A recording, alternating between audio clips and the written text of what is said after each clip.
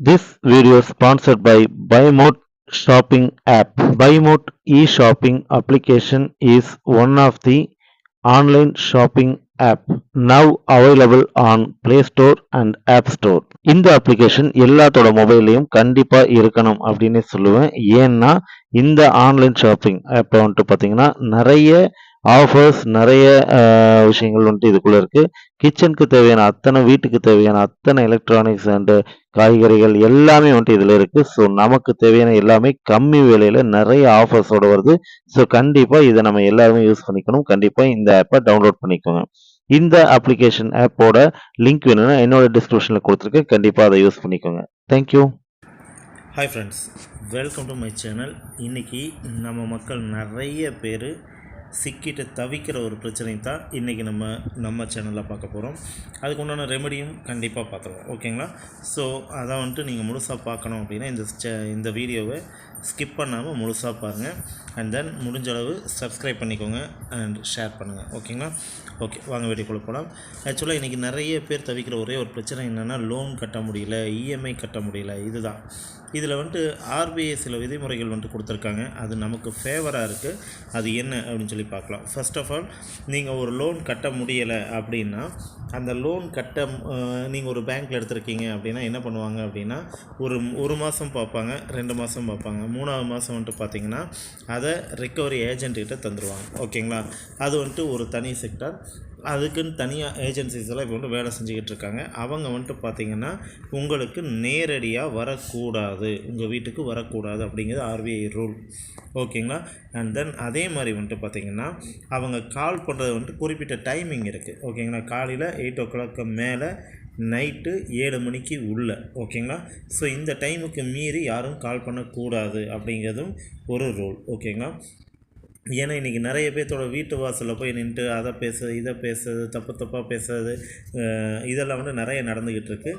இது எல்லாமே முழுக்க தவறு. நீங்கள் பக்கத்தில் இருக்க ஸ்டேஷனுக்கோ இல்லை 100க்கோ கால் பண்ணீங்க அப்படின்னா உடனே அவங்க மேலே இம்மீடியட்டாக ஆக்ஷன் எடுப்பாங்க. அதுலேயும் அவங்க ஆக்ஷன் எடுக்கலை, ஒருவேளை அவங்களுக்கு ஃபேவராக போகிறாங்க அப்படின்னு தோணுச்சுன்னா நீங்கள் உடனே ஆர்பிஐ இதை வந்துட்டு நீங்கள் வந்துட்டு காண்டாக்ட் பண்ணீங்க அப்படின்னா மெயில் மூலியமாகவும் நிறைய இருக்குது, ஆப்ஷன் இருக்குது.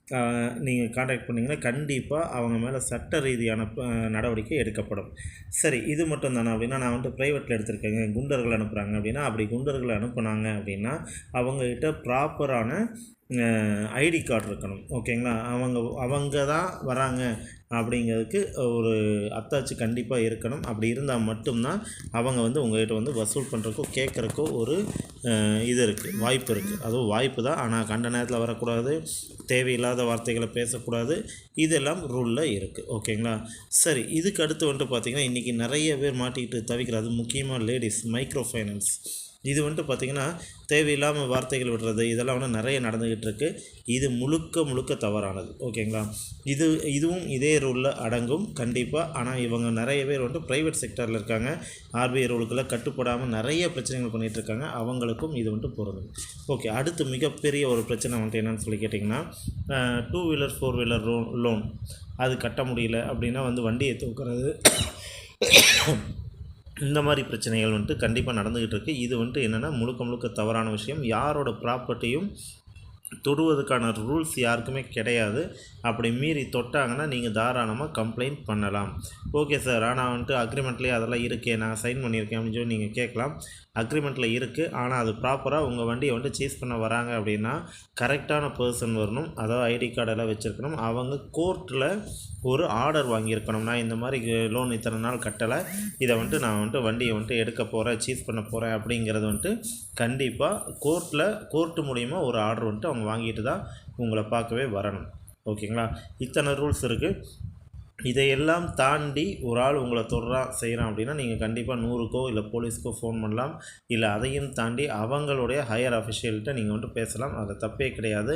லோனுங்க நம்ம இன்றைக்கி இல்லாட்டி நாளைக்கு கட்டத்தான் போகிறோம். என்னடா கட்டாதவங்களுக்கு ஃபேவராக பேசுகிறேன்னு நீங்கள் நினைக்க வேண்டாம். வாங்கினா கட்டித்தான் ஆகணும். ஆனால் கட்டுறதுக்கு ஒரு சில நேரங்களில் நம்மளால் முடியலை அப்படின்னா இந்த மாதிரி விஷயங்களை கண்டிப்பாக பின்பற்றுங்க. நீங்கள் கொஞ்சம் சேஃபாக இருப்பீங்க. ஓகேங்களா? Okay, thank you. இந்த மாதிரி விஷயங்களை இன்னும் அடிக்கடி நீங்கள் பார்க்கணும்னு நினச்சிங்கன்னா என்னோடய சேனலை கண்டிப்பாக சப்ஸ்கிரைப் பண்ணி வச்சுக்கோங்க. அப்போ தான் நான் போடுறது உங்களுக்கு உடனே நோட்டிஃபிகேஷனாக வரும். தேங்க்யூ.